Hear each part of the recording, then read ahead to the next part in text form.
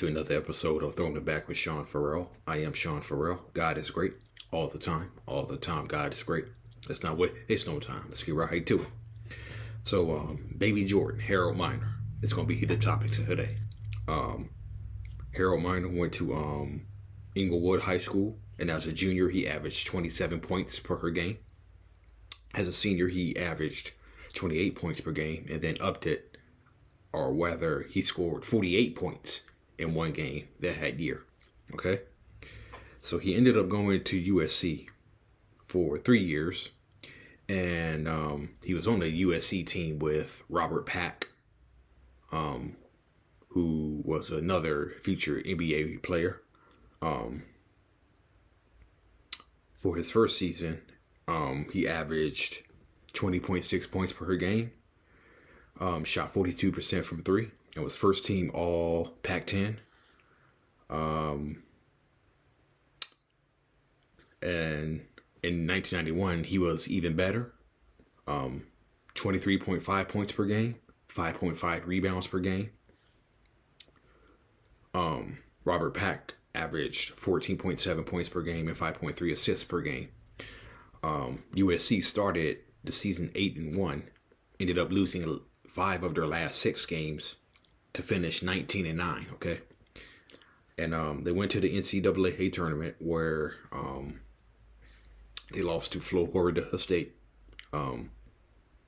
Harold Miner scored 16 points, had 6 rebounds, but shot only 7 of 27 from the field. Okay, so in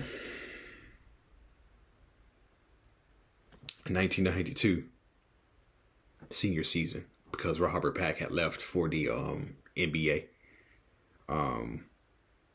Pac-10 Player of the Year, all Pac-10.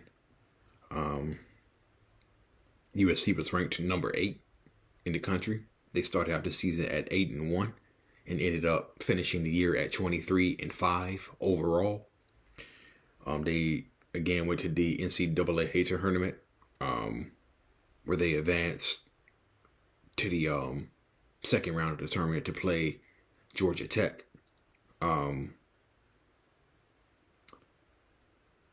Georgia Tech had a guy by the name of James Forrest, okay, who hit the game winner against USC.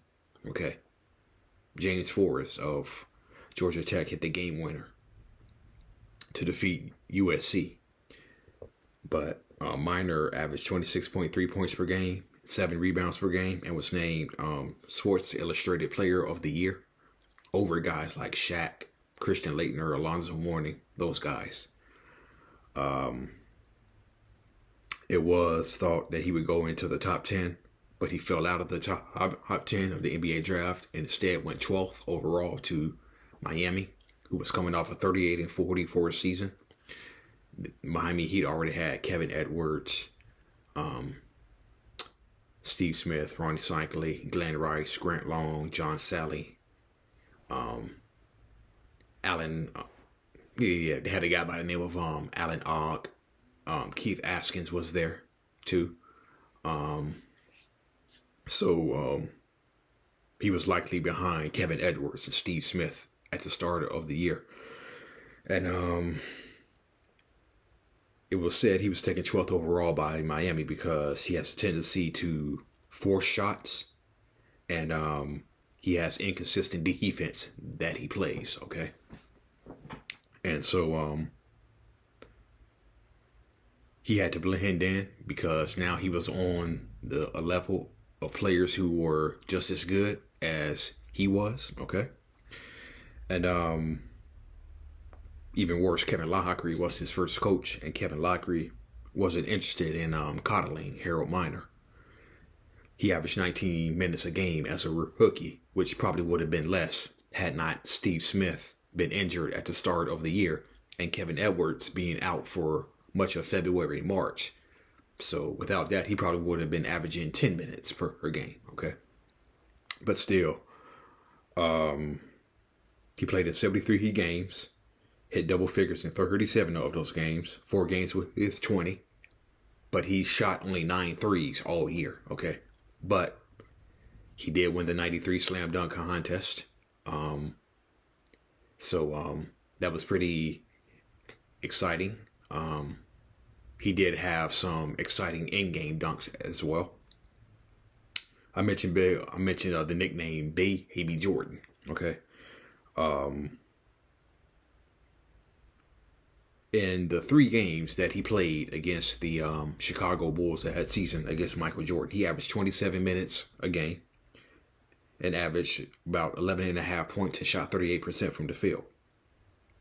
Michael Jordan, on the other hand, averaged 34.6 points and 6.6 assists for her game. Okay, and he did hit the game winner in the March 11th game against the Bulls for Miami's first ever win over Chicago, ever in the regular season and playoffs. Okay, ever since Miami came into the league in 1989, Miami didn't win a single regular season game or playoff game versus Chicago up until that point.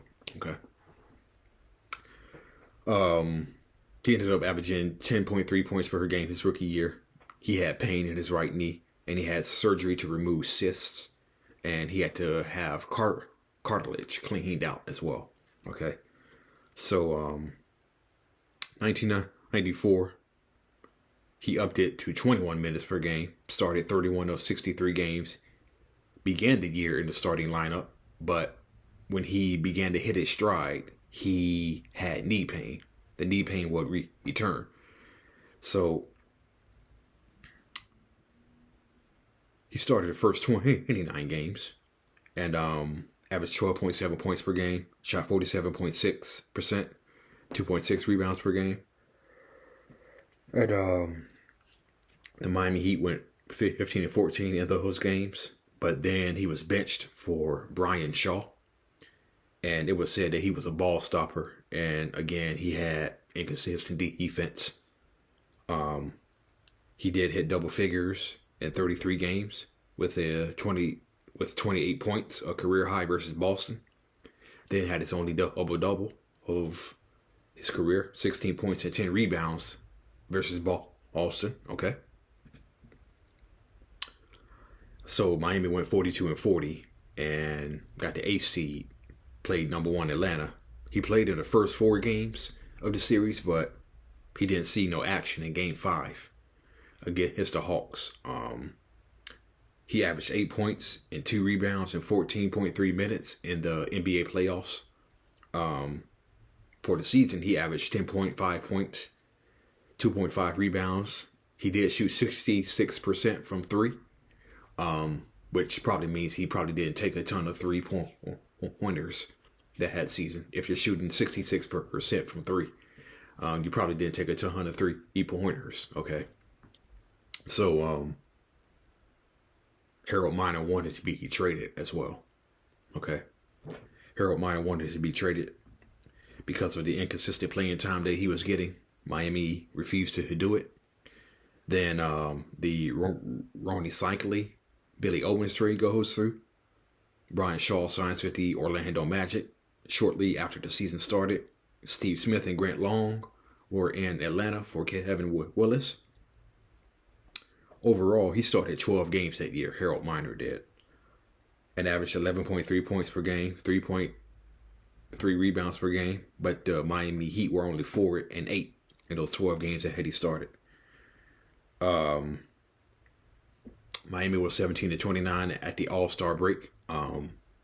He did win the 1995 Slam Dunk contest. Okay. He did win that.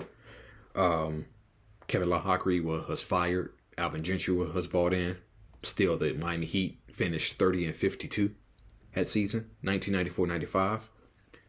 45 games for Harold Miner. He was limited by knee and back issues. He did hit double figures in 14 games. But for the season, he averaged 7.3 points per game, 2.6 rebounds per game. And he got traded to Cleveland before the 95-96 season.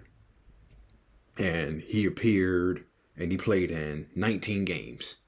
He appeared in 19 games. He hit double figures twice. He had 13 points in the loss to the Bulls. 19 games. He was limited because of knee and knee issues and had season-ending surgery in March, I believe, averaging 3.2 points per game. Now, Cleveland did want to trade him to the Toronto Raptors, okay, but it was found that he had a degenerative knee issue. Harold Miner did, okay.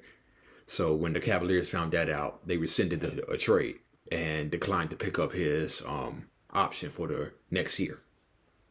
So, but he did go have a tryout with the Toronto Raptors. He was in the best shape when he came into training camp for the 96-97 season. But he slipped on a wet spot, injured his knee, and then he struggled all throughout training camp. And so that was pretty much it for Harold Miner. Yeah. So his basketball career was over at only 25 years old. But he did do well with his money while in his 4 years in the NBA. And he's doing pretty well now. Okay. All right. That's it. And that's all for Throwing It Back with Sean Farrell. I'm Sean Farrell. God bless. Peace out. See y'all on the next one. TunePocket.com.